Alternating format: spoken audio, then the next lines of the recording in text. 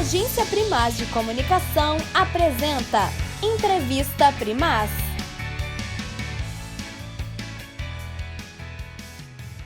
Olá, amigos e amigas da Agência Primaz de Comunicação.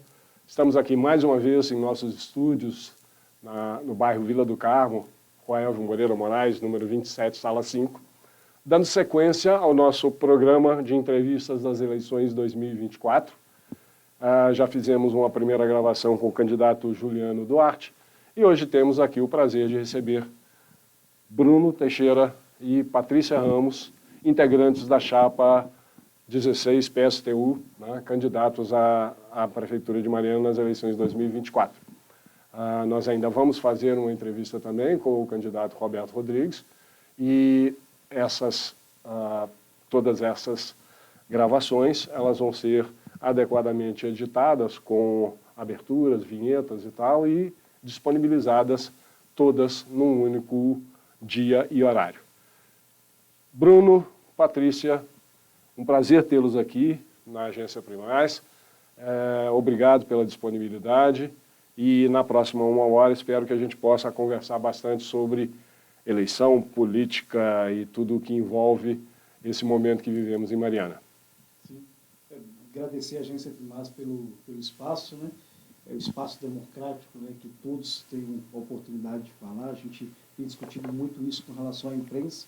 O espaço, de fato, democrático é aquele que dá oportunidade para todos. Então, muito obrigado aí pela Agência Primaz. Patrícia? Bom, quero também agradecer, né? Para a gente é sempre muito importante, principalmente num processo que todo mundo chama, né, de festa da democracia, mas que a gente vê na prática não acontecendo de verdade. Então, esses momentos que a gente tem para conversar com a mídia, com a grande mídia engajada na cidade, é sempre muito importante, né, para a gente apresentar os nossos programas. Pois bem, Bruno, Patrícia, eu não...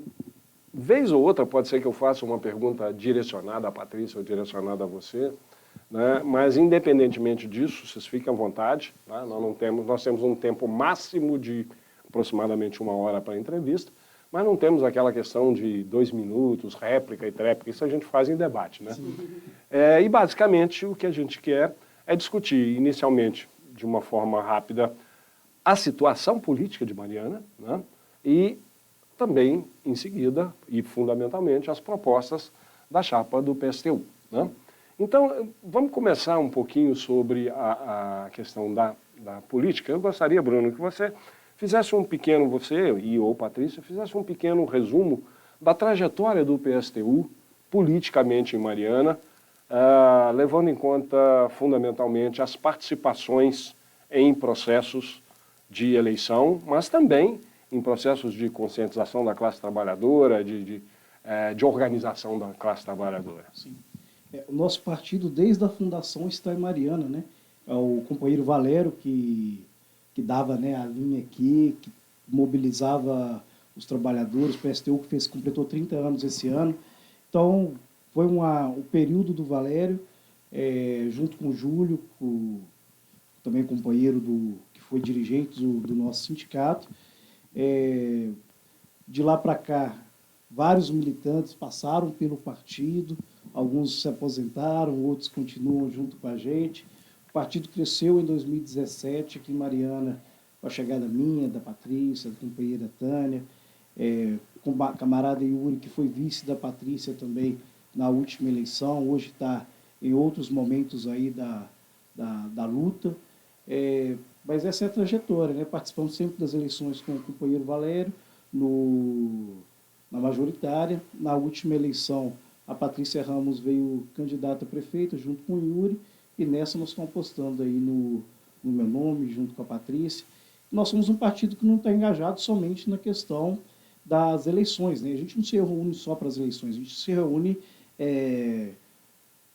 cotidianamente para discutir todas as relações que o capitalismo provoca contra a nossa classe trabalhadora de uma forma geral e também para poder estar à disposição, engajado nas lutas da região que a gente atua, da mineração a partir da luta sindical, também na questão da educação a nível estadual, que a Patrícia está engajada nas lutas. Em 2021, a gente apoiou os trabalhadores da Univale com a greve histórica, uma greve de 8 dias, que o resultado desta greve, que o sindicato se negou a reconhecer como legítimo, o sindicato deles, trouxe um resultado aí em 2 anos de mais de 2 milhões de reais de salário circulando só na economia mariana. Então, assim, são as lutas que são travadas dentro contra o capital, contra a exploração que a gente tem no cotidiano, no dia a dia, que o PSTU está presente e seguimos nessa luta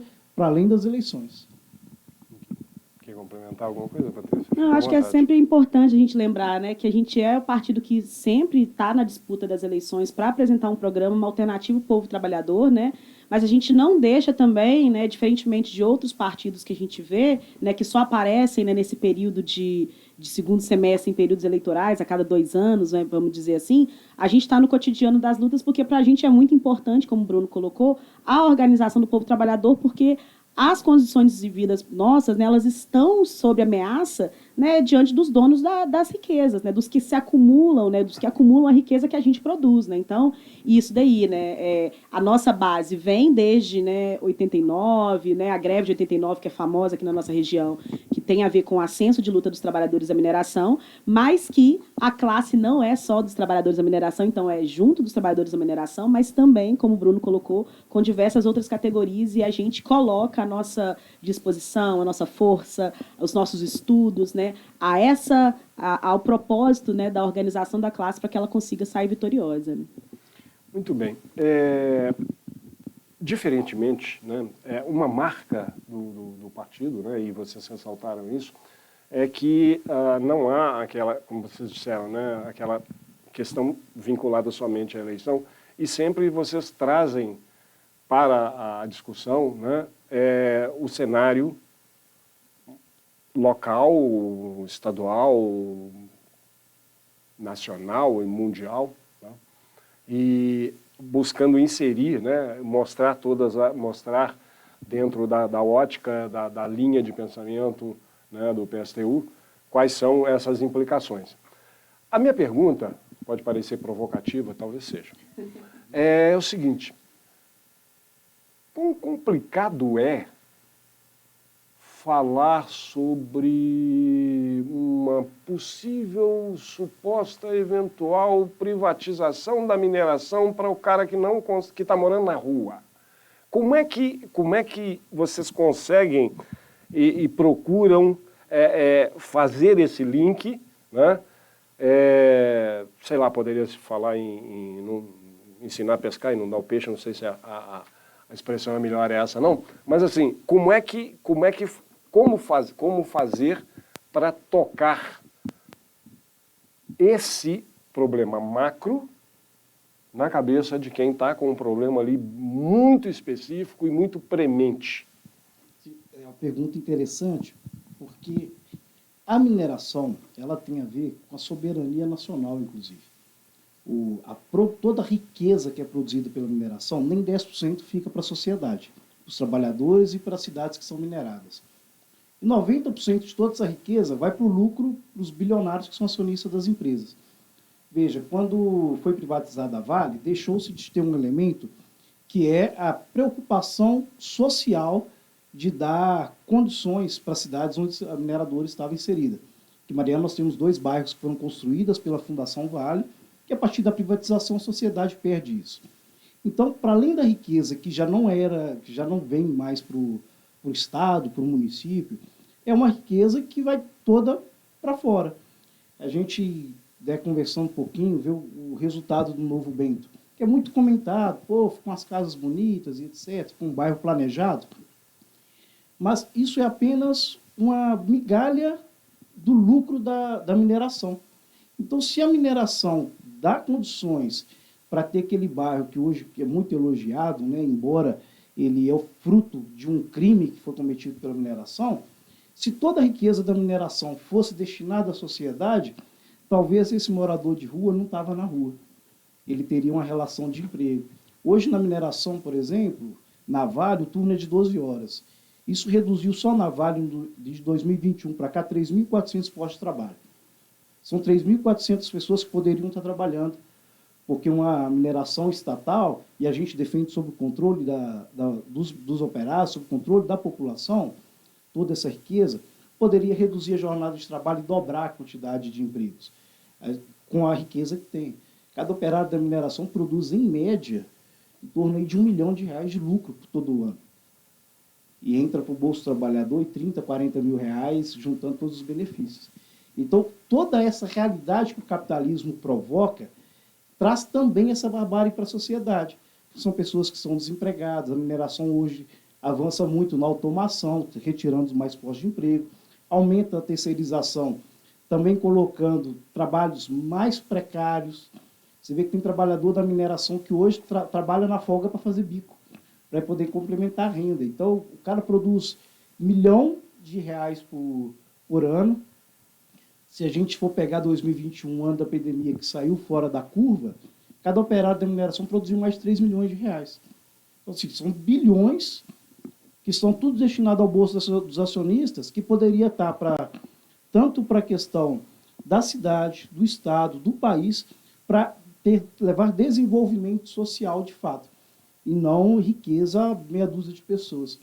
Então, toda essa riqueza, né, quando a gente faz esse debate, fica mais fácil entender, mas eu produzo tanto, somente um carregamento paga o salário de todo mundo e sai 200 no mês. Então, assim, eu acho que fica fácil das pessoas entenderem qual que é a necessidade da gente reestatizar essas empresas e, de fato, não virar cabide de emprego de governo. Que se coloque na mão dos trabalhadores, que quem conhece o sistema produtivo são os trabalhadores, que tudo produz, inclusive. Tem um outro elemento também, que é isso, né? Sempre partir de elementos concretos da realidade, né? Uma das pautas que estão sendo mote da nossa campanha aqui, ao ouvir a população, é a questão da água, né? Um dos debates que a gente faz, inclusive para contrapor o peso da mineração aqui, o quanto que ela tira da gente tem água para mineração, enviar minério daqui para o porto, à vontade. No entanto, para a gente falta água cotidianamente. Então, e aí? Qual que vai ser a nossa relação com essa mineração? Será que a gente quer esse tipo de mineração que nos leva a tudo e só nos deixa migalhas, né? A gente é muito mais do que aceitar migalhas, né? Esse é um ponto importante. E a gente ouve de representantes de governos municipais aí falando, por exemplo, de que Mariana tem o dom da mineração e, portanto, a gente tem que aceitar tudo, né? A gente fica com a faca no pescoço. O Bruno faz um debate, uma conversa assim, sempre quando a gente está conversando com a peãozada, né, lá na porta da fábrica, né, da mina, o Bruno coloca uma coisa que eu acho que é muito interessante, né, que não é a Vale que precisa da gente. Não é o trabalhador, a população de Mariana que precisa da Vale. É a Vale que precisa da gente, justamente porque o minério está aqui. Ela vem aqui, tira o minério daqui, leva nossas riquezas e a gente fica à míngua, né? E quando a gente conversa com a turma, eles começam a perceber, porque essa romantização de uma mineração a qualquer custo trouxe a gente da forma como foi, né? Bento, né? Esse tanto de poeira, né? Esse tanto de carreta na nossa cidade, esse crescimento de quem não vem com estrutura e quem já estava aqui também sofre com esse inchaço populacional, né? E aí a gente fica mais fácil de dialogar, né? E, obviamente, tem um outro ponto. Não tem como a gente discutir que a discussão sobre a reestatização, sobre o controle dos trabalhadores e da população não vai ser só de uma cidade. Tem que ser encampada por diversas outras cidades. E por isso que a mobilização, né, tem que ser massiva também. Tá.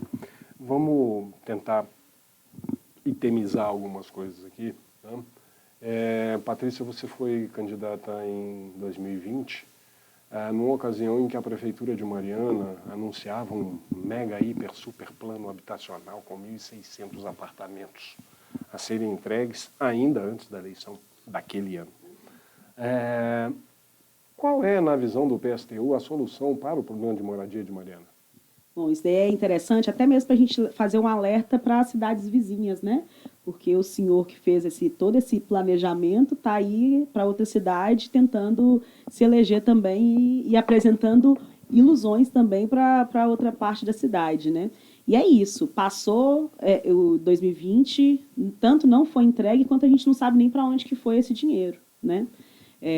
A área está lá e também passível de ser ocupada também, porque o problema de moradia aqui na cidade é também um problema latente, né? Nós temos, né, Bruno, uma discussão que de fato, garantir, primeiro, a regularização e a partir da urbanização também dos locais de ocupação, porque é isso, né? Se houve uma necessidade de ocupação é porque a prefeitura não garantiu essa assistência para a população trabalhadora, né? Que é isso, né? Trabalha diariamente, tenta se juntar a sua grana para comprar, né? Para ter uma segurança de moradia, e aí quando vai nos lugares que já estão regularizados, ou o aluguel é absurdamente caro, ou os lotes, né, os imóveis também estão muito caros para serem comprados, né? Então, não está na realidade do trabalhador, né?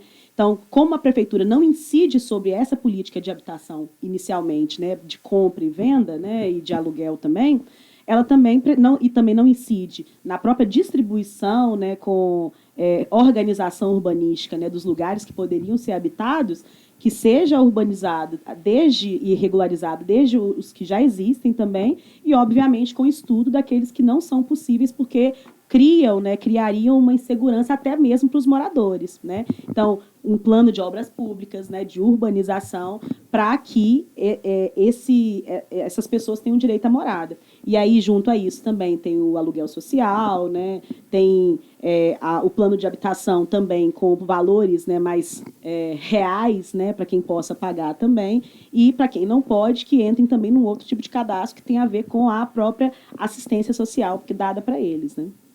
É necessário pensar, né, em loteamentos populares, né, com essa condição que a Patrícia está colocando. O trabalhador que está na ocupação, ele é o trabalhador que pediu demissão do emprego para poder pegar o acerto e construir uma casa, porque ele precisa morar. Esta é a realidade. É o trabalhador que trabalha 12 horas, 14 horas de turno na mineração, faz bico aqui fora de trabalho para poder ter um dinheirinho para colocar. Essa é a realidade do pessoal da ocupação. Eu sou morador da ocupação há 11 anos. Todos os meus vizinhos passamos por isso, sobre essa condição de ter que trabalhar muito para poder ter um rendimento. Sobre o residencial nunca visto antes em Mariana. Era assim que era intitulado a propaganda na época. A gente pensa muito que a prefeitura de Mariana virou um negócio de família, né? Tanto é que quem sucedeu o prefeito que lançou aquele foi o irmão dele e não deu continuidade na obra. Aquela obra, existe um problema de planejamento. Porque quando você tira toda aquela supressão vegetal para poder construir 1.600 casas, você está falando para a população que você vai ter mais água pluvial correndo no córrego que passa ali no São Cristóvão.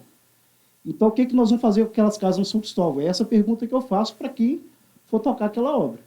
Porque se eu não estruturar a condição para a água pluvial fluir, nós vamos inundar o bairro São Cristóvão e o bairro que está atrás ali da arena. Nós vamos inundar aquela região. Porque você tira a vegetação para construir casa. Esse problema também é enfrentado no distrito de Padre Viegas. Porque tem 2 loteamentos privados lá que também foram construídos nas mesmas condições, já tiveram experiência, e ó, que foi feito apenas as ruas. Já tiveram experiência de inundação, peraí, nós vamos liberar loteamento, a torta e a direita? Não, tem uma condição climática que é emergente, que está acontecendo no mundo, que está acontecendo no Brasil, que são as grandes enchentes. Então eu vou liberar loteamento nos morros e não vou cuidar? Pô, a Morada do Sol vive isso. O Barro Preto vive isso. Então, qual que é a forma de planejamento de escoamento dessa água? Nós temos que, para pensar os loteamentos em Mariana, que vão ser nas partes altas, tem que se pensar também como é que vai ser o escoamento dessa água. Porque não adianta eu resolver um problema... E como é que vai chegar a água lá para a população consumir? Sim, tem esse também, o planejamento do abastecimento de água, que passa por uma reestruturação do SAI, que nós defendemos. Então, tem toda essa questão, tem um planejamento ambiental antes de se liberar um projeto dessa proporção. Então, isso é uma coisa, né, que, inclusive, para quem for assumir a prefeitura, né, tomara que seja a gente, que se faça esse estudo prévio e todas as obras necessárias para a gente não ter prejuízos futuros. Aproveitando o gancho, o SAI, enquanto autarquia, enquanto órgão público, ele é realmente viável em Mariana? Nós somos a única candidatura que vai defender o SAI até o fim. Qual que é o grande problema? O SAI foi criado em 2005 e nenhum dos 17 prefeitos que sentou naquela cadeira desde então teve a coragem de estruturar o SAAI. Muito pelo contrário, muitos usaram lá como cabide de emprego. Você vê que Mariana tem mais de 600 cargos comissionados. Os trabalhadores do SAAI sabem onde estão os problemas, apresentaram vários projetos para a prefeitura e esses projetos foram barrados. Projetos que resolvem os problemas. A gente estuda o SAAI desde 2020. Em 2021, a gente lançou um projeto por um novo SAAI Mariana, porque a autogestão do SAAI tem que ser viabilizada, que não é essa condição que está colocada. Hoje a prefeitura paga o salário dos funcionários e é só, eles não têm estrutura para trabalhar. Tanto é que vários estão adoecidos hoje. A estrutura do SAAI ela só precisa de ter condição de trabalho. Nós temos um projeto para a questão da água, que, na nossa opinião, a água é um direito. Todos têm que ter acesso à água. Qual que é o grande problema de Mariana? O consumo. Hoje, a média de consumo em Mariana, obviamente que os pipas aí a falta d'água acaba restringindo isso, mas em 2021, o consumo médio de água em Mariana era 480 litros por pessoa dia. A OMS, a Organização Mundial de Saúde, recomenda 110 litros por dia para sobreviver. Então, nós tínhamos que trabalhar num projeto que tanto garantisse a água gratuita como garantisse a sobrevivência do SAAI. Nós pensamos em estabelecer um teto de gratuidade. Faz um cadastro na casa, a casa tem 5 moradores, cada morador vai ter 150 litros de água gratuita por dia. O que ultrapassar isso, a pessoa paga para garantir a sobrevivência do SAAI. Isso faz com que os gastadores de água paguem pelos trabalhadores que não consomem tanta água assim, que de fato usam água para sobreviver e não para lavar calçado, para, né, enfim. Esse é um dos projetos que nós temos para o SAAI, que é para garantir água gratuita, garantir a consciência na economia, que isso vai impactar na consciência da população, e estruturar o SAAI, dar condições para o SAAI. E, por fim, não menos importante, o SAAI de Itabirito, ele recebe o valor que a Coca-Cola usa em seu processo produtivo. Nós temos que cobrar da mineração, que pague para o SAAI a água nossa que ela consome no seu processo produtivo. Isso é outra forma de estruturar o SAAI, de garantir recursos. Só a mineração consome mais água que a Mariana inteira. Para nós falta água, para eles tem água em abundância. Patrícia, você fez profissionalmente sua carreira na educação, tá? E até onde me é dado conhecer, você se preocupa com isso, você se absorve, você se aprofunda nisso. Quais são os males da educação municipal em Mariana? O que fazer para que ela tenha um grau mais condizente, até mesmo com o recurso investido, se é que eu não estou enganado em fazer esse tipo de correlação? Olha só, Luiz, eu acho que isso daí é um ponto importante, porque sempre quando a gente vai ver a educação de uma maneira muito genérica, é pauta para todos os governantes, os candidatos, né? E aí quando a gente vai ver na prática, muitos caminham, né, para privatização da educação, né, para desestruturação, inclusive para justificar essa privatização, né? Mariana, assim como diversos outros municípios, né, eu sou professora da rede estadual, mas, obviamente, né, até mesmo por conta da nossa militância cotidiana, a gente tem contato com muitos servidores, né, da educação aqui na nossa cidade e passa por um processo de desestruturação das mais variadas formas. Primeiro, o plano de carreira, então isso tem a ver com a valorização das trabalhadoras e dos trabalhadores da educação, né, que agora, atualmente, eles estão com planos de carreiras variados na prefeitura, justamente porque o plano mais antigo, ele garantia o mínimo de valorização para esses funcionários, né, para esses servidores, e na medida que o tempo foi passando, a prefeitura, junto com a Câmara, inclusive, foi entendendo que era possível e necessário retirar direitos para, enfim, porque, segundo eles, não tinha dinheiro para pagar tudo aquilo, né? E aí hoje a gente vê uma situação muito absurda de ter diversos planos de carreira ali, com quem entra agora tem um salário muito mais rebaixado e uma condição de trabalho ainda mais piorada. Para além disso, né, então, assim, eu acho que é a questão da valorização dos profissionais, e eu não falo só dos professores, né, eu sou professora, mas a educação não é formada só por professores. A gente coloca trabalhadores da educação porque a gente entende que existe toda uma estrutura na escola, né, nas secretarias, inclusive, que precisam ser estruturadas para isso. Né? A gente percebe também que a escola tem caminhado sozinha muitas das vezes. Né? Como o Bruno colocou, né, na fala dele, e a gente tem percebido isso, os problemas sociais eles têm avançado cada vez mais, e a sala de aula tem sido o lugar de que todas essas questões sociais se explodem. E aí a última coisa que nós, professores, fazemos é dar aula. Então, é importante ter uma equipe multidisciplinar, né, no nosso programa está isso, de modo que o CREAS, o CRAS, o CAPS, o CAPSI sejam estruturados para o Conselho Tutelar também sejam estruturados mesmo, com mais concursos, né, para garantir essas outras áreas, né, ter assistência, ter um olhar para a criança e também para os profissionais. Né? E, obviamente, a gente sabe aqui também que existem escolas que funcionando em prédios que ainda estão precarizados, e isso também é um ponto importante. Mas, olha só, todo o nosso programa está baseado com ouvir quem trabalha naquele lugar, né? Quem trabalha nesse lugar aí, seja no SAI, seja na educação, porque quando a gente vai conversar, por exemplo, falei da carreira, existe uma discussão das monitoras e dos monitores de creche que fazem uma exigência de ter uma diminuição da carga horária, porque, olha, eles estão lidando com crianças ali o tempo todo e tem muitas crianças ali que poderiam ter uma carga horária menor, eles poderiam ter uma carga horária menor para ter uma entrega melhor do serviço e ter mais pessoal para garantir que a creche, inclusive, funcione por mais tempo. Né? Então, é necessário de ter concurso e preparação para que essas pessoas estejam ali também. Então, como eu falei, ouvir essas pessoas desde as demandas delas, né, para que isso seja estruturado. E aí, obviamente, a gente faz o debate. Né? O Fundeb, cadê o dinheiro do Fundeb? De que forma que ele está sendo distribuído aqui, usado aqui para melhorar a cidade? E aí passa também, com certeza, pelo próprio dinheiro da mineração que precisa aqui. A mineração não pode vir aqui fazer só uma atividade de propaganda e colocar o símbolozinho dela lá nas atividades da escola e para ela está tudo bem.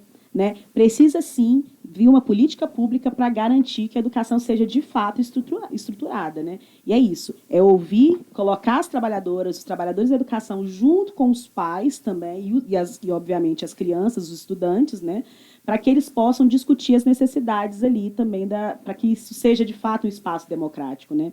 Para a gente, isso é um ponto importante. Né? A equipe multidisciplinar, eu acho que seria a base inicial para garantir que tanto professores quanto monitores possam, né, se sentir mais seguros, né, de fazer um trabalho ali mais conjunto e não se sentirem tão sozinhos assim na sala de aula e na escola. Só dar um exemplo com relação, né? Como seria a atuação da equipe multidisciplinar?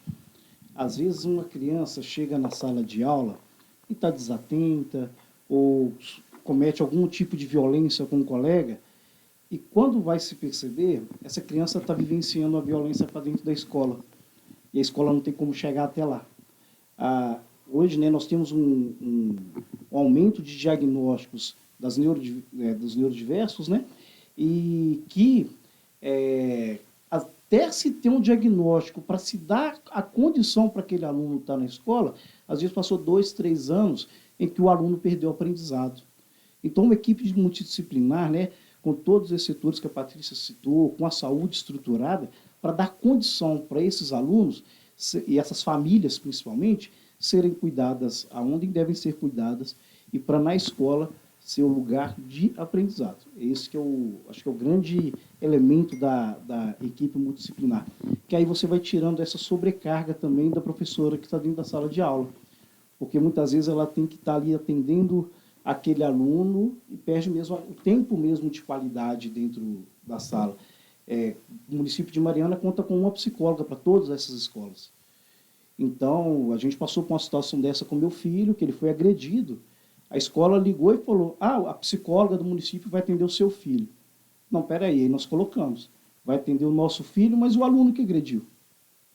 Porque o nosso filho, nós vamos dar todo atendimento, todo carinho e atenção, e vamos chegar num recurso, mas o aluno que agrediu precisa de atenção também.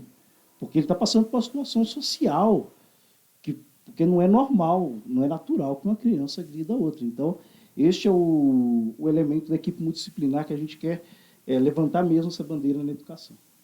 Eu queria fazer uma pequena ruptura na nossa conversa aqui, só para a gente não correr o risco de perder determinados aspectos. E eu queria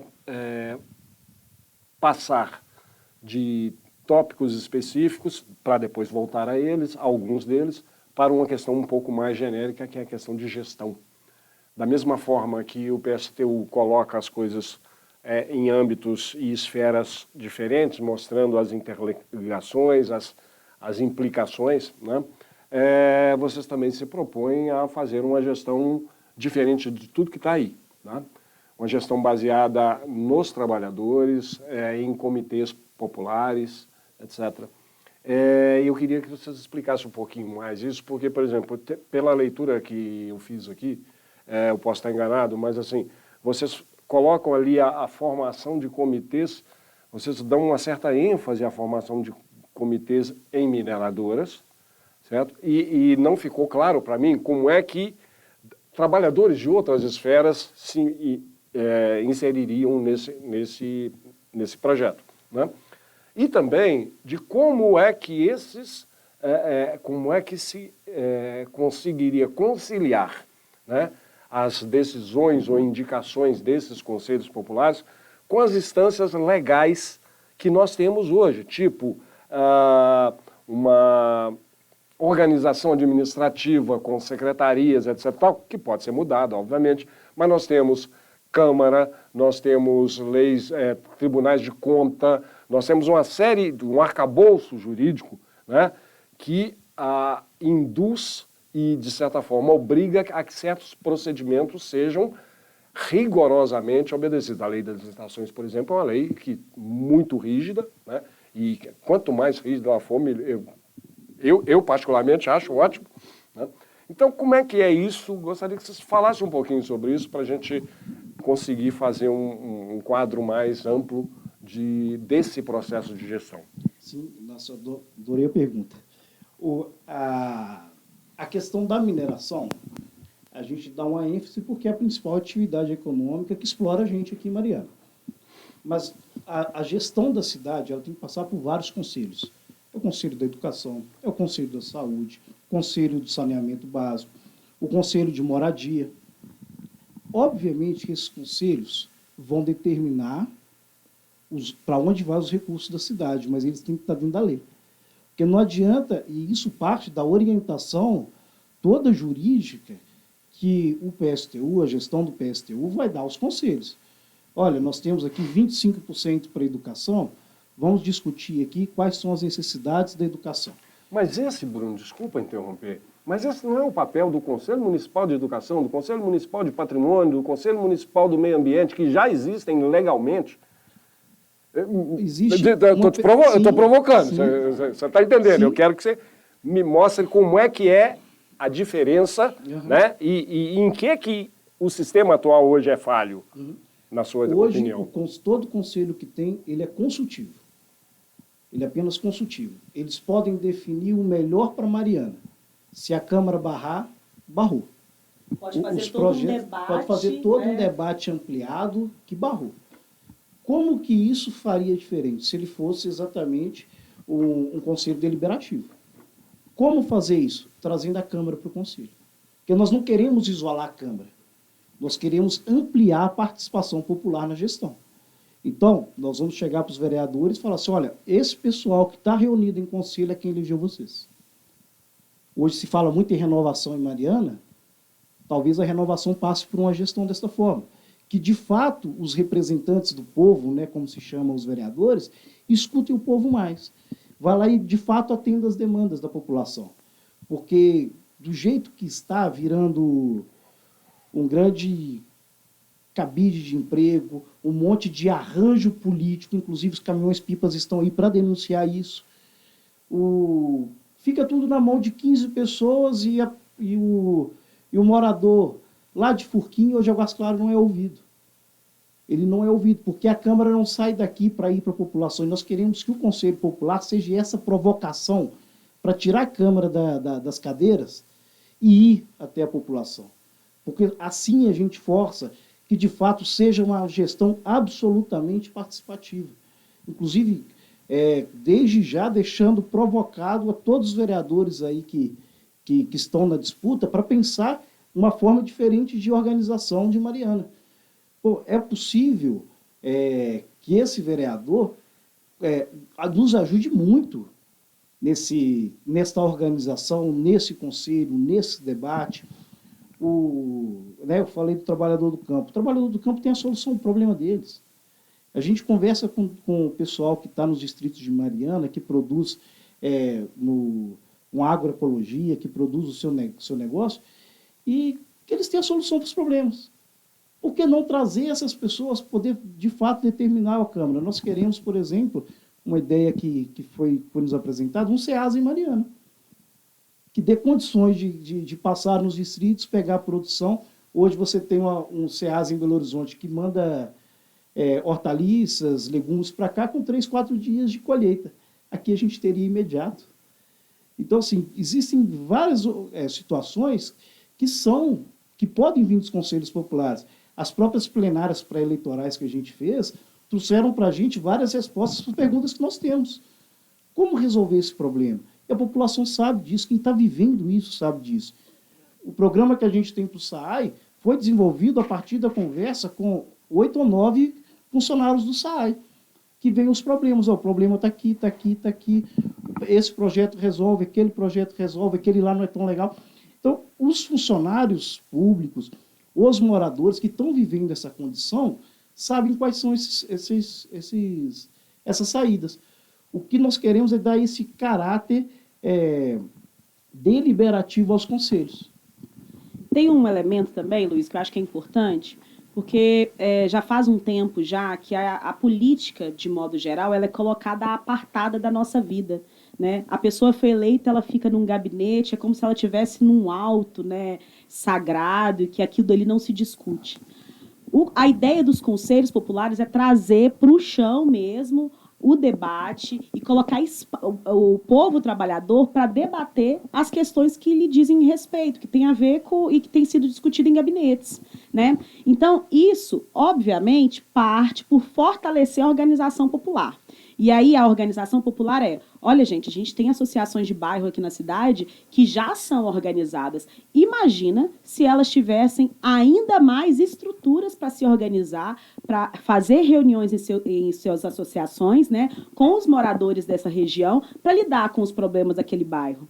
Né? Isso que a gente quer fazer. E, a partir daí, essas associações elas vão eleger pessoas, por exemplo, para o Conselho de Moradia. Olha, nós estamos precisando de gente aqui para o Conselho de Moradia. Quem é que se habilita? Dentro desse espaço que é colocado para eles. E aí, se a pessoa começa... E isso é importante, né? O papel que muitas das vezes a Câmara esquece, que é de fiscalização, o povo trabalhador vai estar cooperando, inclusive, para fiscalizar não só a Câmara, mas esses representantes deles, né, nos conselhos. E aí, esses conselhos, essas representações podem ser com mandatos revogáveis. Uai, mas aquele rapaz ali, aquela pessoa ali, ela está desviando do que a gente votou aqui no nosso conselho. Né? Então, ela não está representando a gente. Então, vamos revogar esse mandato dela e vamos fazer uma nova eleição. Olha só como é que inverte a lógica, né, de que a política está no alto. A política ela vem à terra de novo para trazer para a gente aquilo que é nosso de direito, discutir aquela riqueza que a gente já produz. Esse é o ponto para a gente. Né? Parece ser difícil, mas não é.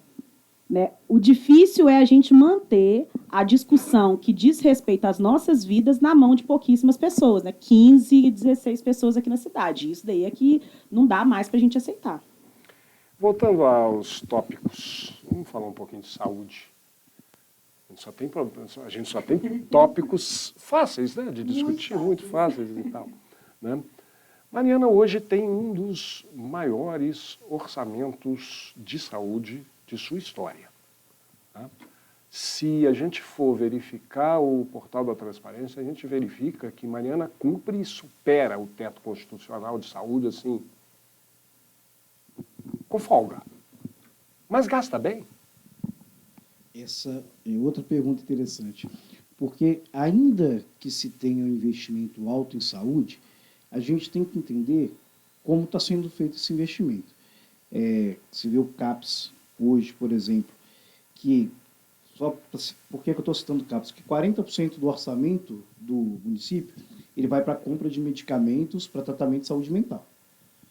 E hoje você tem um CAPS que não tem uma estrutura para atender a quantidade de adoecimento mental que tem em Mariana a partir do crime da Samarco, a partir do rompimento.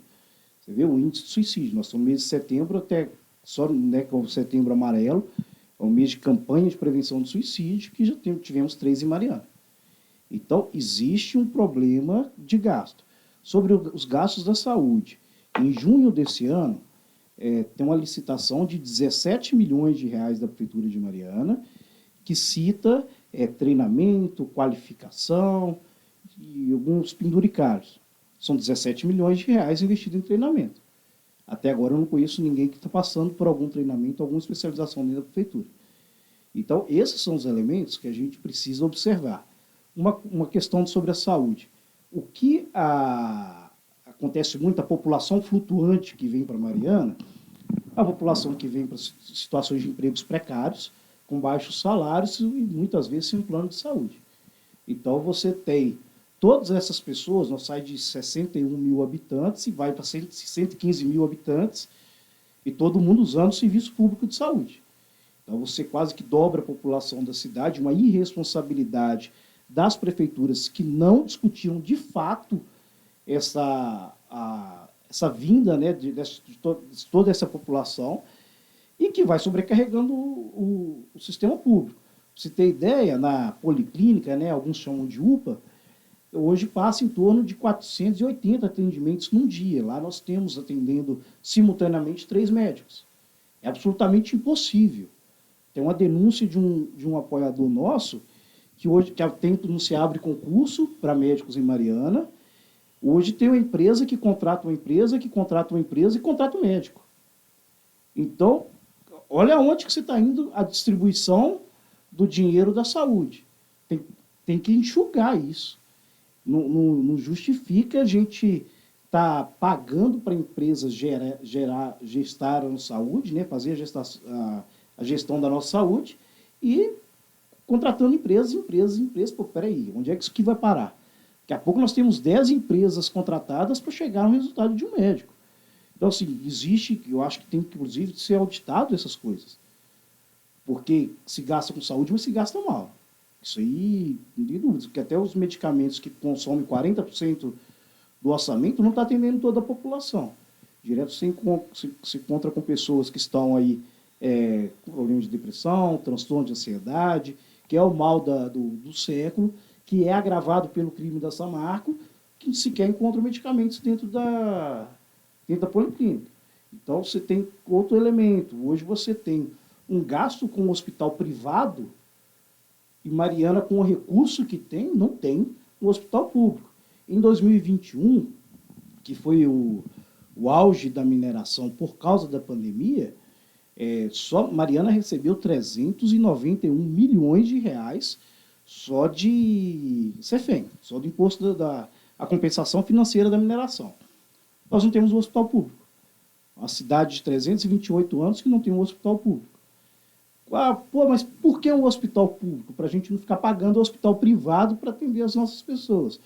Para poder trazer o profissional, em vez de eu pegar 100 pessoas em Mariana e levar para Belo Horizonte para consulta, para tratamento, para eu ter condições de estrutura para pegar um profissional em Belo Horizonte e fazer com que ele queira trabalhar em Mariana. Seja um dia por semana, seja 2, para a gente precisa economizar nessa questão do transporte. Além de ser cansativo para a população, é uma estrutura que a gente tem condições de ter. Inclusive, eu sugiro muito que aquela estrutura que ficou abandonada, aquela obra da antiga prefeitura, que ali seja um hospital público, bem localizado, um espaço bom, que pode sim ser um espaço que vai atender a população na questão da saúde.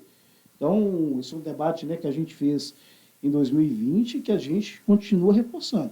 Nós precisamos do hospital público aqui na cidade.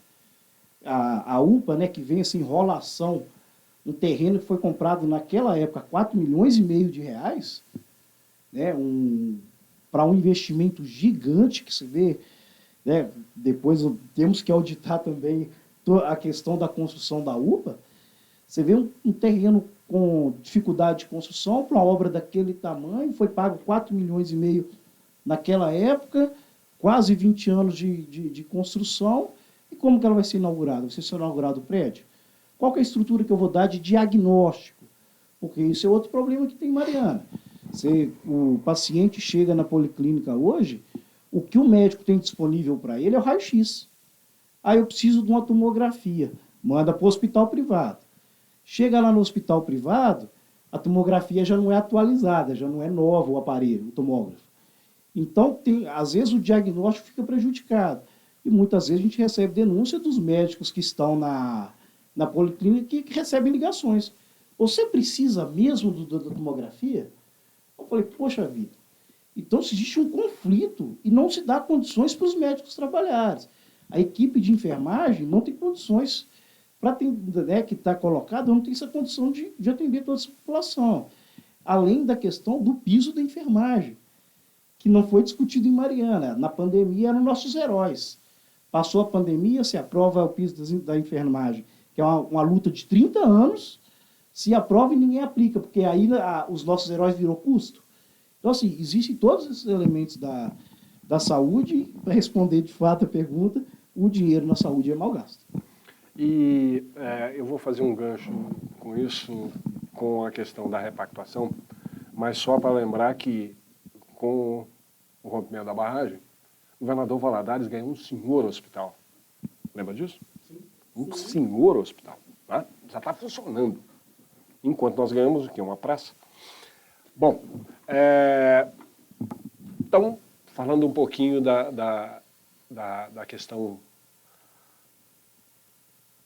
de todo esse imbróglio, né, e de toda essa responsabilidade.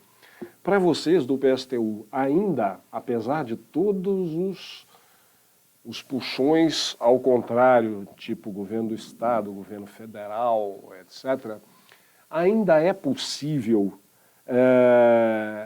se fazer justiça e exigir e conseguir que as mineradoras paguem por seus crimes de uma forma efetiva, que atinja, que cumpra efetivamente, né, esse resgate de qualidade de vida, de dignidade, de tudo que a gente passou ao longo desses últimos quase 9 anos? Sobre o crime da Samarco, a primeira coisa que se criou foi uma cortina de fumaça para ninguém chegar mais às mineradoras, né? Criou-se a Fundação Renova, que inclusive foi quem fez a discussão do nosso plano diretor, como forma de reparação. Então nós entregamos... Não foi só a pracinha, foi o plano diretor também. O plano diretor também, o fórum, o CAPES-IJ, que não foi estruturado, não foi criado um prédio, mas ele não foi estruturado. Existe um elemento da repactuação que, se a gente permitir, vai acontecer de novo. Os atingidos não foram chamados para essa discussão. Ou se foram, não foram ouvidos. Isso é o grande elemento. O crime de Brumadinho passou pelo TETAC, né, que vai garantir um rodominério, o Rodanel, que é nada mais ligar uma mineradora a outra para garantir que as carretas transitem para a mineração. É esse o papel que tem cumprido o valor que tem sido destinado da iniciativa privada pela compensação dos crimes que cometeu contra a sociedade. Sobre a reparação, né, de Mariana, olha, nós tivemos no Novo Bento, e toda aquela característica, né, alegre que você tinha no antigo Bento, as pessoas conversando na praça, se perdeu. Sabe, eu fiquei até muito triste quando eu comentei com os companheiros. Eu estive lá e falei assim, pô, cadê o povo, né? Cadê a população que ficava, que se divertia? Então, assim, a retomada disso não vai acontecer. Inclusive, a gente já contabiliza quase 100 mortos, né, em 9 anos. São pessoas que não receberam suas casas pela demora que a Fundação Renova teve na reconstrução, tanto do Novo Bento quanto de Paracatu. Isso aí é um dos elementos. Existe um elemento que várias pessoas se apropriaram da tragédia para tentar indenizações, isso trava todo o processo da justiça. pessoas que sequer não estavam em Mariana e reaparecem do nada querendo indenizações. Então, isso demora a chegar a quem de fato tem direito.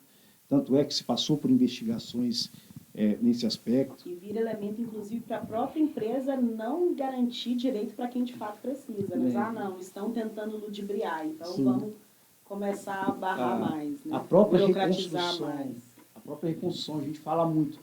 Olha, vão se reconstruir, aí se traz 50 mil trabalhadores para Mariana. Que condições que deram para esses trabalhadores? Moram em alojamentos superlotados, alguns moram na rua. Eu encontrei com um trabalhador saindo com crachá, botina no pé, saindo da rodoviária. Ele morava na rodoviária porque não tinha condições de pagar aluguel em Mariana. Até os salários que são pagos para essas pessoas. Um diretor da Renova é 100 mil reais. Um operário que está debaixo de sol quente na reconstrução das casas não passa de 1.500. Então, assim, existe um problema gigante nesse todo esse cenário. Empregos precarizados, os trabalhadores que não foram ouvidos. E a forma como vai ser essa repactuação é que digamos, a galinha dos ovos de ouro, né? Para Mariana. Mas vai adiantar, se fala em 2 bilhões de reais, vai adiantar colocar 2 bilhões numa cidade que está na condição que está, sem um planejamento de fato, sem a população definir o que é impacto, o que não é. Os trabalhadores da Samarco foram 1.200 desempregados que não entraram como atingidos. Passaram anos desempregados. Alguns até voltaram agora com salários mais rebaixados, com piores condições de trabalho, com turno mais elevado. Então, assim, existem vários aspectos que o crime da Samarco provocou. E tem vou usar uma expressão popular, né, uma passação de pano para a mineração. Ela comete o maior crime ambiental da história desse país e patrocina um evento sobre meio ambiente em Mariana.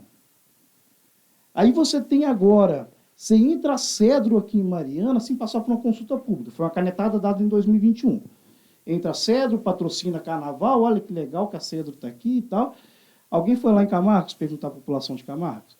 A expansão agora, né, projeto de longo prazo da Samarco, vai passar a correr em cima de Camargos. Como é que fica isso? Como é que vai ficar a poeira que vai vir para o município? Então, para além da repactuação, a gente tem que discutir de fato qual que é o papel que a mineração está cumprindo em Mariana. O distrito de Vargem, numa canetada, teve autorização para a exploração de bauxita lá. A população de Vargem perdeu a estrada. Caminhões de 45 toneladas passando para lá e para cá de bauxita. A população de Cachoeira do Brumado tinha uma cultura secular da produção de panela de pedra. Isso foi retirado deles e entregue para a iniciativa privada. Hoje você tem uma mineradora que explora a pedra-sabão e vende para os artesãos que aprendeu com o pai, que aprendeu com o avô. Então nós estamos destruindo a cultura desse lugar. Daqui a pouco a jazida acaba, a empresa pegou seu lucro e foi embora. E o que ficou para a população?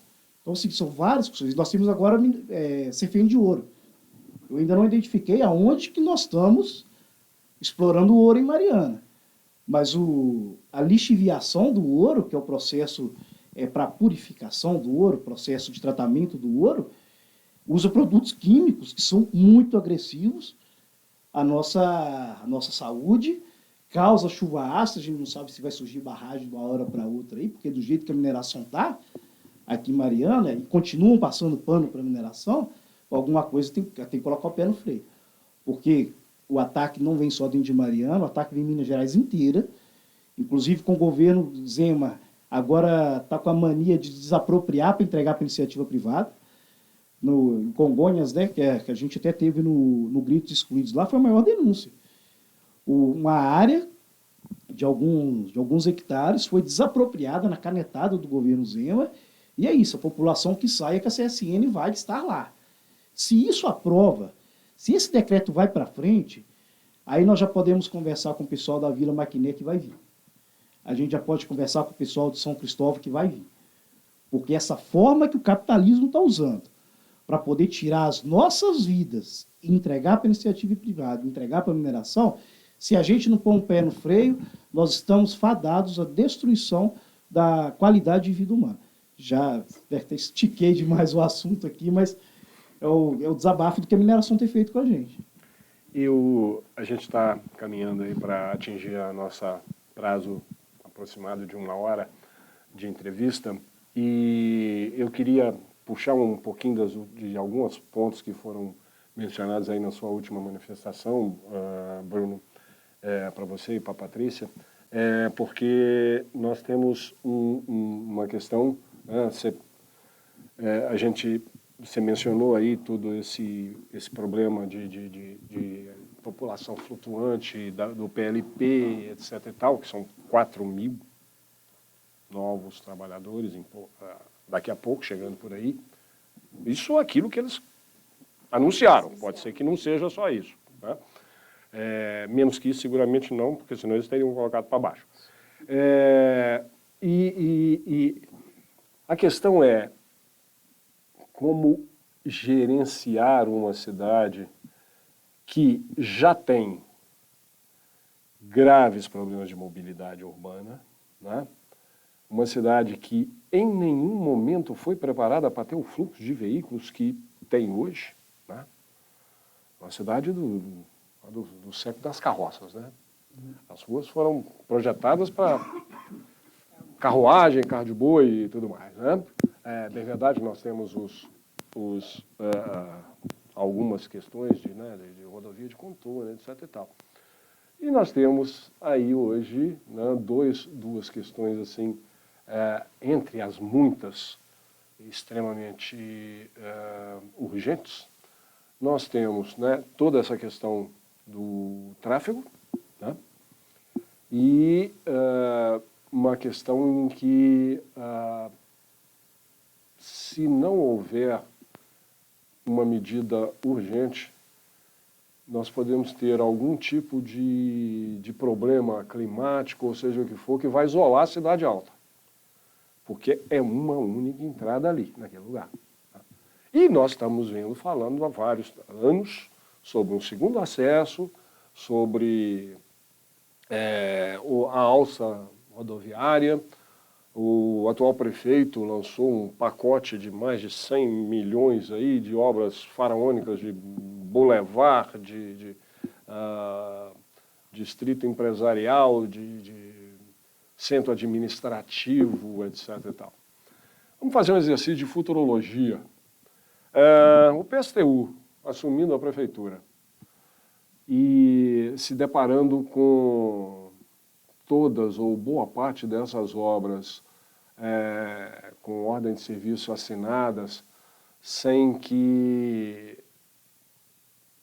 todas as premissas tenham sido consideradas, né, para não acontecer o que aconteceu no residencial, por exemplo, inclusive lá nas cabanas, que começaram a abrir um lugar lá em que não tinha, geotecnicamente não era, né, não era viável e tal.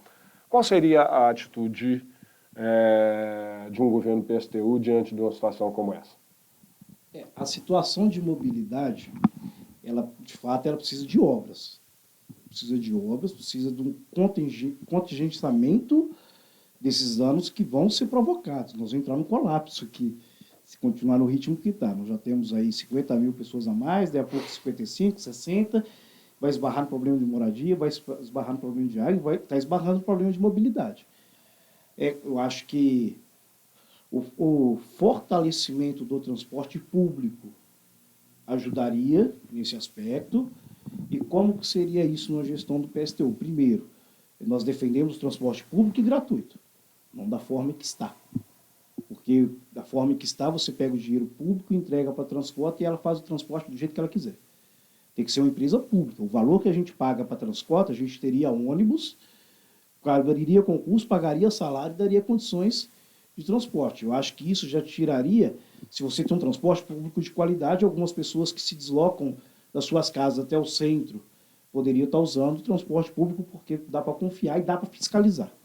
Isso é um dos aspectos da questão de mobilidade. Trazer a população para o Conselho Popular. Eu acho que vários trabalhadores têm a solução para isso. Cabanas é um problema gigante. É isso, um acidente ali no bairro Cabanas atrasa tudo. Atrasa tudo, impacta inclusive nas mineradoras. Então, inclusive, impacta inclusive no trabalho das pessoas, das mineradoras. Aí você tem hoje um fluxo de caminhão-pipa que não deixa ninguém andar para um lado e para o outro, mais de 30 caminhão-pipa agarrando as ruas de Mariana, né, que foi feitas para as carroças e que hoje estão aí atrapalhando o trânsito. Isso são coisas que vão ser resolvidas a partir de participação popular. Não tenho dúvida que tem pessoas com muito mais expertise que Bruno e Patrícia dentro da população que roda dentro de Mariana que vai apontar para a gente, olha, é possível fazer isso, é possível fazer aquilo. Eu acho que o Demutran traz algumas experiências. O próprio semáforo aqui no centro, que começou a funcionar, parou e acabou que no fim das contas não resolveu nem para um lado nem para o outro.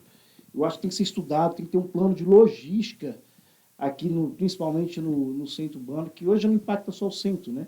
Você chega no horário de pico aqui, você tem a colina, de Colina até Cabanas, todo travado. Se anunciou em 2021 a duplicação aqui da Estrada das Mineradoras, que foi, na verdade, uma obra para favorecer a Cedro, duplicou um trecho muito pequeno, que, na verdade, foi dinheiro público para favorecer a empresa privada. Então, esse tipo de coisa tem que acabar em Mariana. A própria rodovia do contorno, se reduziu a quantidade de acidentes aqui no trevo da escola, mas eu acho que tem que melhorar aquilo ali. Acho que dá para fazer melhor. Aonde que precisa ser duplicado? E tem que chamar a responsabilidade das empresas mineradoras com relação ao transporte do minério. Porque isso não garra só por causa dos veículos que estão circulando dentro da cidade, garra também porque tem 220 carretas puxando minério da Cedro para Vale. Então, peraí, vai continuar desse jeito? Nós, marianenses, vamos permitir isso? Os acidentes que estão acontecendo em Minas Gerais, nós temos que provocar, inclusive, as cidades vizinhas. Porque não é só gente de Mariana que está morrendo nas estradas nossas. É gente de Ouro Preto, é gente de Congonhas, é gente de Santa Bárbara. Então, peraí, não vamos discutir o problema das carretas das nossas estradas? Só em Minas Gerais são 18 mil carretas puxando minério. Então, existe todo o problema de precarização do próprio serviço, que hoje, pra você ter ideia, tem um aplicativo para transporte minério. O trabalhador está lá dirigindo sua carreta, o aplicativo toca, opa, tem uma viagem ali, o cara aceita, o cara desvia a atenção do trânsito, aceita, porque se não pegar, o outro vai pegar. A situação de trabalho que chegou na nossa classe. Isso tudo está impactando na questão de mobilidade das cidades. Então, tem que discutir, Cedro, você não vai explorar desse jeito. Primeiro tem que se discutir se vai explorar. Se for explorar, a forma que vai explorar. E a população tem que definir isso. O pessoal de Camargos tem que definir isso. O pessoal que está aqui no São Cristóvão, que vive essa realidade, o pessoal do Gogô, tem que definir isso, porque o trânsito real está impossível. O que você fazia, você precisar de socorrer uma criança, você precisar de ir na policlínica, ali, você não chega. Você não chega por causa dessa condição do trânsito. Então, é um debate profundo que tem que ser feito também com relação à mobilidade. Muito bem, nós estamos chegando ao fim dessa segunda rodada de entrevista Primaz Eleições 2024, recebendo Bruno Teixeira, Patrícia Ramos, candidatos integrantes da chapa do PSTU. E eu abro então a palavra para que vocês façam as suas considerações finais, que ambos se dirijam à população e ao eleitorado marianense. Beleza. Queria agradecer mais uma vez o espaço. Eu acho que o que Mariana tem pedido muito é renovação, é de fato algo diferente na política, alguém que entre na prefeitura e no mínimo conclua o mandato. Nós somos a primeira candidatura que está deferida na Justiça Eleitoral, estamos legais para concorrer a todo esse processo eleitoral. A gente costuma dizer que a gente é muito pequeno, mas com muita disposição de trabalho, e é isso que nós queremos deixar para a população de Mariana. Muita gente acha que o já ganhou, ou vou votar em quem ganhou, e a gente acha que não é assim, porque a gente quer ganhar a consciência da classe trabalhadora dessa cidade para, de fato, tomar o poder, de fato, definir para que rumo que Mariana vai. Então, assim, no dia 6, é fazer uma decisão consciente, de fato, trabalhador, votar em trabalhador. Nós temos duas opções aí, né, duas que estão sendo questionadas, inclusive, que um é um empresário da cidade, o outro é um político de carreira, né? Como eu falei, política virou um negócio de família aqui em Mariana. E se nós queremos, de fato, mudar a Mariana, não adianta votar nos mesmos. Eu acho que é essa o recado do PSTU para ganhar a população para a consciência da necessidade da mudança, para a consciência da necessidade para, de fato, nós que somos trabalhadores, que produzimos todas as riquezas do mundo, que a gente, de fato, determine todas as riquezas da cidade para onde que vão. Bom, também quero agradecer ao espaço, né, aqui nós do PSTU é muito importante a gente fazer esse debate aqui com a população, de modo geral. Nós temos um mote neste ano que é derrotar os coronéis da cidade e os bilionários da mineração. E não é à toa a gente fazer esse debate, né, Bruno? Porque por tudo isso, por toda essa política de carreira, essa política coronelista, que vai pela troca de favores, né, que vai se constituindo pela troca de favores, vai enriquecendo um grupo e que, no final das contas, nós, trabalhadores que construímos essa cidade, a gente não vê a riqueza vindo para a gente para melhorar a nossa condição de vida. E aí, por onde que a gente tem passado, a gente tem percebido e a gente tem ouvido a população cada vez mais indignada, né, com esse resultado da política que a gente vive aqui em Mariana. E não só indignada, mas também insegura. Será que a gente vai viver mais 4 anos nessa troca de cadeiras, nessa dança de cadeiras? Será? Como o Bruno falou, a nossa candidatura ela já está legalizada, já está confirmada, deferida pelo TSE. Né? Eu sou professora da rede estadual, o Bruno é um operário da mineração, e como a gente coloca sempre no nosso programa, né, nas nossas conversas, a gente quer colocar o povo trabalhador para discutir, para construir a cidade a partir da riqueza que a gente produz. Né? Então é isso, aqui fica um chamado para que a gente faça essa mudança acontecer.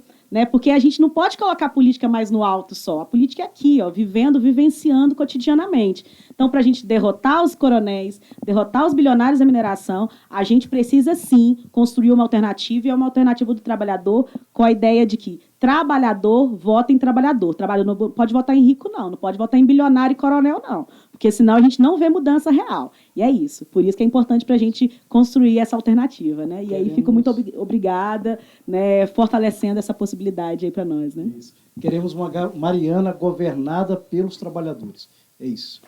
Okay. Bom, Patrícia, Bruno, mais uma vez, muito obrigado pelo tempo de vocês. É sempre muito prazeroso conversar com vocês. A gente coloca as questões são respondidas e o nosso papel aqui é, de uma forma equânime, sem pré-julgamentos, sem tendências, né? Abrir espaço para que o eleitorado conheça as alternativas que tem. Né? Então, foi nesse espírito que nós fizemos uma gravação inicial com o candidato Juliano Duarte, hoje com vocês dois, e ainda, dentro desse pacote, com a terceira candidatura ainda em processo de reconhecimento, que é do Roberto Rodrigues e do Rodrigo Miranda. Então, agradeço imensamente a quem nos acompanha, tá? E voltamos, estaremos com esta entrevista e as outras duas em breve disponível. No dia que vocês estiverem vendo, elas já estão disponíveis, né? Estão disponíveis nos nossos canais da Agência Primaz de Comunicação. Muito obrigado a todos. Um bom e consciente voto em 6 de outubro de 2024. Até.